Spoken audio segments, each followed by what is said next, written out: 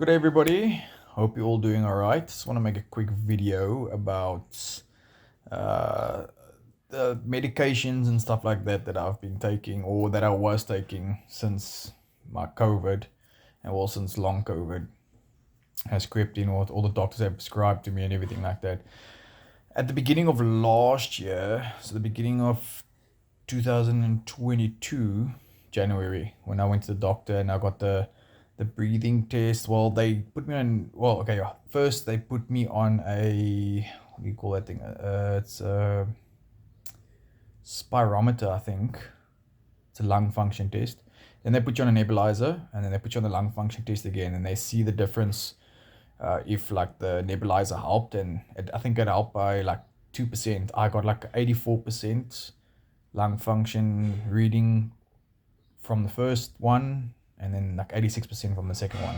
That's normal though. That range is very normal for lung function because it's never 100%. It'll always be, I think the most you can get is like 80, 88 or 86 or something like that, because your lungs don't expel all the air out when you blow out and stuff like that. So it's the 80, between 80 and 90 or something like that. It's a normal reading. So it's not like I only have 84% lung function out of 100%. That is the normal reading.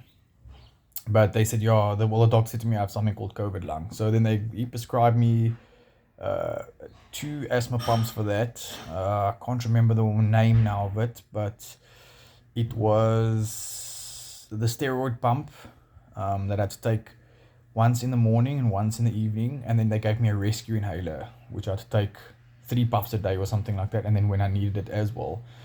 Then on top of that, they done a whole full blood screening of me as well. That my CRP, inflammation levels, my kidney function, liver function, glucose, sugar, cholesterol, tested for everything. White blood cell, red blood cell, lymphocytes. It's a lot of stuff.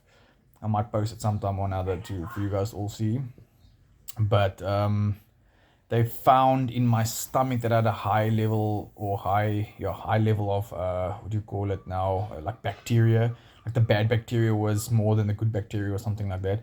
So they had to prescribe me antibiotics for that. So I take two different antibiotics like twice a day to get rid of this stuff, this bad bacteria, and I take it for a whole month. So apart from the two asthma pumps, I take this antibiotics for a whole month, and then he gave me anti-asthmatic medication. I can't remember the name either. I don't really want to get all the names out now because some medications are different. They would give me like one medication that's this name, and then like the next time they'll give me a different one with a different name, but it was the same thing. So it's an anti-asthmatic medication. I must take it at night. It opens my airways. It relaxes the lungs or the tubes or whatever, the bronchioles in the lungs, and then helps you breathe better and everything. And then I have to take a antihistamine in the morning, small antihistamine pill. I remember that was name was Desert or something like that, and it was anti-drowsy or something. So it doesn't make you drowsy, so you can still function alright on that one. Very small pill, little blue pill. So I had that one, and then the other medication that I had was prednisone. They said I must take prednisone as well. I did not take that much because I took it the one day late in the afternoon and I couldn't sleep. It was quite crazy. They said I must take it in the morning though, but I did listen. But also, I wasn't comfortable taking that. They also tried to put me on something called Aspen colchicine that they give to gout patients. They said it was supposed to help with inflammation and stuff like that. It was a new study on it, so they thought, okay, they'll give it to me for a month and try that out. Then the other medication that they asked me to take was, they gave me a stuff to do a nebulizer as well. Um, Also two different ones. Steroid one that I must use as like just all the time, and then one like a rescue one that's like to take when I can't breathe like or nicely or whatever. So I had those, but I didn't use those all the time because I had asthma pump. So those are basically exactly the same as asthma pump. It's just sometimes it's better to like wear the mask, when you really can't breathe and everything like that. So Those are the medications they gave me last year to start taking. Just in the like for the first couple of months to see if it's gonna work. That helped a lot though. All that stuff that I took, my breathing got way better, way better. Then later on, when my breathing was fine, everything, when I started getting the pressure in my head, I went back and they gave me like more prednisone. Um, they then gave me this medication for headaches or for pressure in the head. I will definitely make a list. I think I was very unprepared enough for this, but it's stuff for head pressure. But it made me very loopy. This medication, it helped a bit, but never ever took the pressure away. I think I did explain this in my previous video though with this medication. Um, they had me try like other things as well. Like there was not antipsychotic, but it was like an anti-anxiety psychotic medication as well that also helped with like head pressure and anxiety, because they were like, it might be anxiety, this might help. They also did prescribe me other anxiety medication, Advitan or something like it, Anventan or whatever. I never ever took that though, because I do understand anxiety. Everybody does have some kind of form of anxiety, and this is obviously causing me a lot of anxiety, but this is not why this is happening. This I'm having physical symptoms that then leading to anxiety. It's not anxiety leading to physical symptoms, and at least this one doctor now believes me. So that's basically everything that is prescribed so far. Then he told me I must take vitamin D, vitamin C, zinc, magnesium, and then a multivitamin. So he told me to take all of that with the other stuff as well. Or even when I wasn't taking the medication, I must still take the vitamins. It'll help get my body up there and back to running full capacity. Sorry.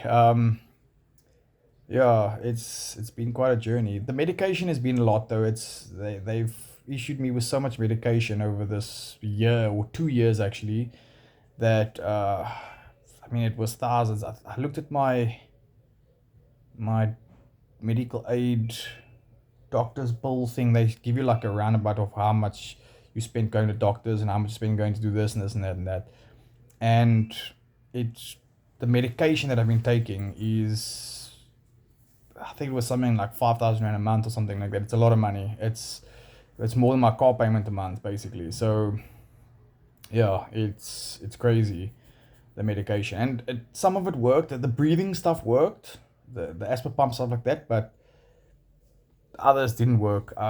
Most of the medication, there's stuff that I'm missing probably, but most of the medication I was taking, it was making me feel more sick. I had more side effects. It just made me feel worse. I got to a point where I was like, I'm stopping all the medication. I even stopped the asthma pumps and everything. I still have breathing issues now, again, which started in March, again, just out of the blue. Went for lung function test and everything like that. He said, no, I must use the asthma pumps again. So I was using it again for a month or two, but then my heart started like pumping quickly, and I got fast heart rate, and I felt my heart like pumping out of my chest basically. I started getting pains in my joints and stuff, so I just stopped everything, and then I felt better. I still have the breathing issues and all other issues, but if I take that medication, that stuff, then it just makes everything. Then I have other stuff to deal with. So for me, it was like, no, I'm just gonna stop it and just deal with the little stuff that I have. Yeah, it's been quite a ride. I mean, I've had also this past 3 years now, I've had blood tests 3 times, full blood test, everything. I've had obviously the X-ray of my chest, and then I've had the MRI of my head, and I've also had the MRI of my neck, which now I found out that I had the slip disc thing, which I still don't really feel. I mean, I feel some pain in my neck every now and then, but it's not that bad. They prescribed me some other pain medication as well, a lot of pain meds. It's like Tramazac and all this anti-inflammation medication stuff, which I never ended up taking because it was also just not making me feel nice. So I was just like, I've still got all the medication laying in my cupboard. It's a lot.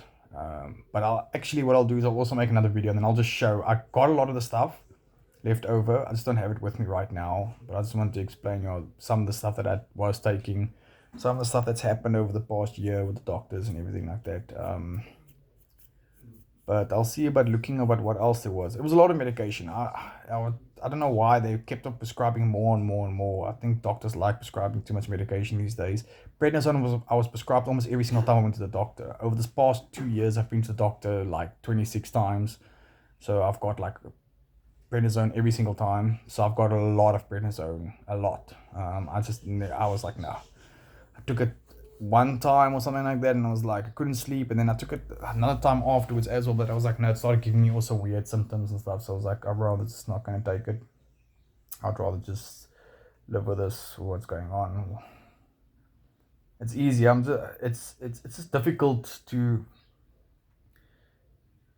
carry on with this. You can't take medication forever. I mean, I don't believe you can take medications forever anyways. Oh, I forgot actually also they prescribed me with statins for the cholesterol. Never took that at all. I was like, no, I'm not taking that stuff. That's when I just got into my bicycle, started doing gym a bit more and trying to just eat better and everything, and then my cholesterol went down. He's like, okay, I don't need to take it. So I said to him, but I never took any medication. You told me to take it like a few months back. I never took it, just watch my diet. And now you're saying it's not necessary for me to take it. So why would you not just straight away tell me, watch my diet first and then come back? And then if it's still high, then maybe take the medication. I don't know why he jumped straight to the medication. He also said I must take something for my high uric acid. But I haven't taken that either. That is an aspencolchicine as well, I think. That helps with a high uric acid. But I'm trying to just rather get my exercise in and eat healthy and everything like that, and check if everything goes down, and then I'll just work from there. But yeah, let me know if there's anything else that I can explain, or if I'm maybe rushing this video but I'm not explaining things properly. Enjoy. Peace.